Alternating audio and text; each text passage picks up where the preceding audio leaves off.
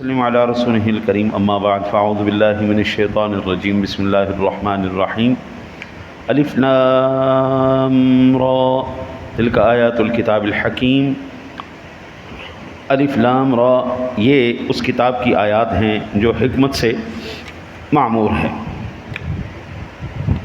حضرت ابن عباس رضی اللہ تعالی عنہ سے روایت ہے کہ الف لام را کی تفسیر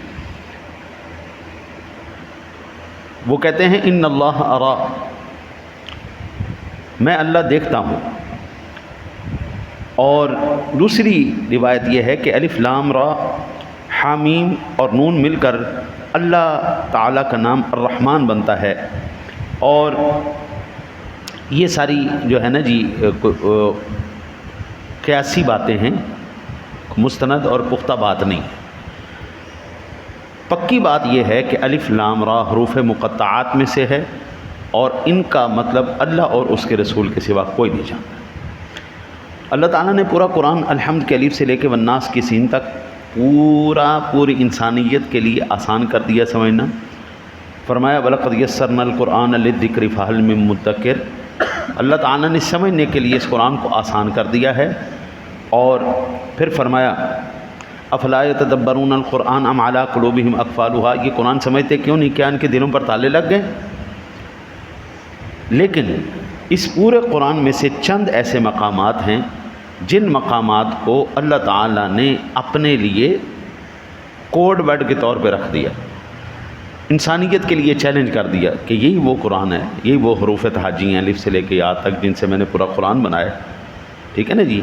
میں سب سے زیادہ بچوں کو جب پڑھاتا ہوں نا جی، تو پڑھاتے وقت جب میرے پاس چھوٹے بچے پڑھتے ہیں نورانی قاعدہ، تو ان کی سب سے زیادہ کوشش میری یہ ہوتی ہے کہ حروف تہجی وہ صحیح ادا کر سکیں، الف سے لے کے یا تک۔ یہ جو صحیح پڑھنا سیکھ گیا قبلہ پورا قرآن پڑھنا سیکھ گیا، کیونکہ انہی کے آگے پیچھے ہونے سے قرآن پاک یہی لفظ، اس سے باہر تو نہیں ہے نا کوئی لفظ۔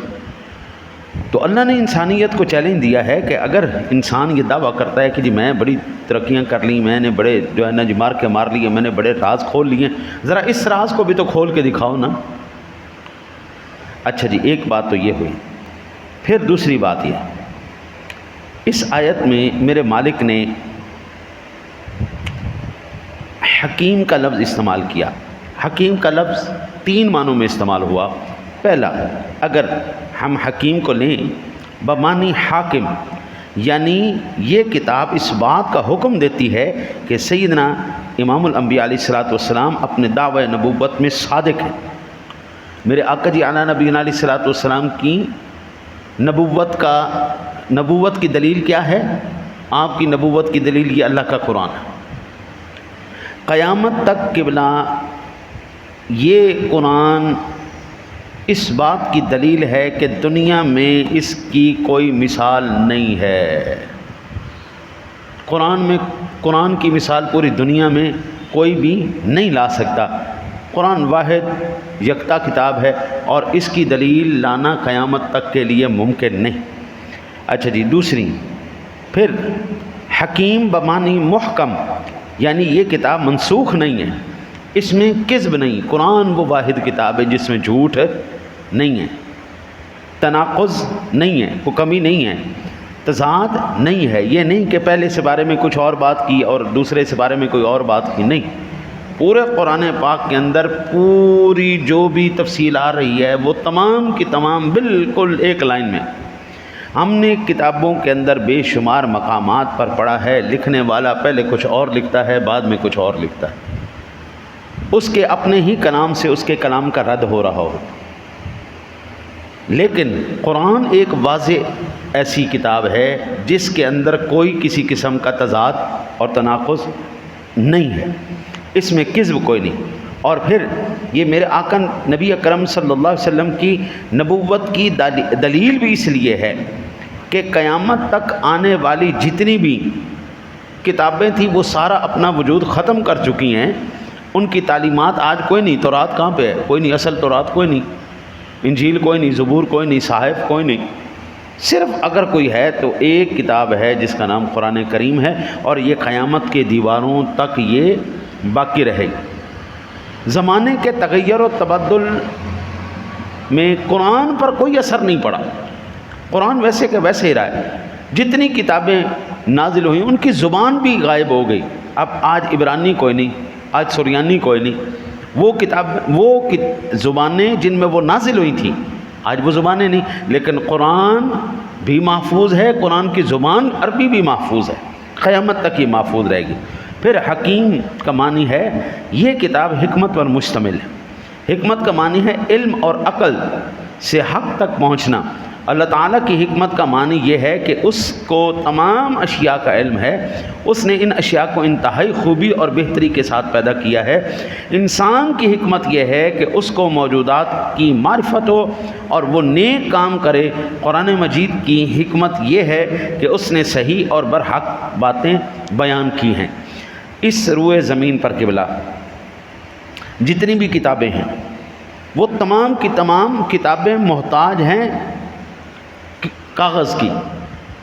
جب تک کاغذ موجود ہے، کتاب لکھی ہوئی ہے، کتاب محفوظ ہے، کتاب اگر وہ کاغذ والی کتاب کو ہٹا دیا جائے، ختم کر دیا جائے، کوئی کتاب پہلے لفظ سے لے کے آخری لفظ تک اس طرح دوبارہ نہیں۔ آپ کبھی نہ بیٹھے ہوں تو یہ تجربہ کر کے دیکھیے گا کہ وہ پہلے آدمی کو ایک بات بتائیں اور اس سے کہیں ایک ایک ایک ایک اپنے ساتھی کو کہتا جائے اور آخری آدمی سے پوچھے، آپ کو وہ بات اس طرح نہیں ملے گی جس طرح آپ نے پہلے شخص کو کہی تھی۔ اب 30-40 بندوں کے بعد ایک بات جو ہے اسی دور کے اندر ایک جیسی نہیں رہتی، تو یہ اللہ کے کلام کا معجزہ نہیں کہ 14 صدیاں گزر گئی، جس طرح حضور نے تلاوت کی اسی طرح قرآن آج موجود ہے۔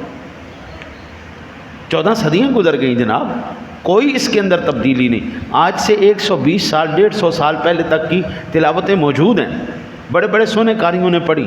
150 سال پہلے کی تلاوت کلام مجید سننے آج کی سننے آپ کو سیم ملے گی، یہ قیامت کی دیواروں تک۔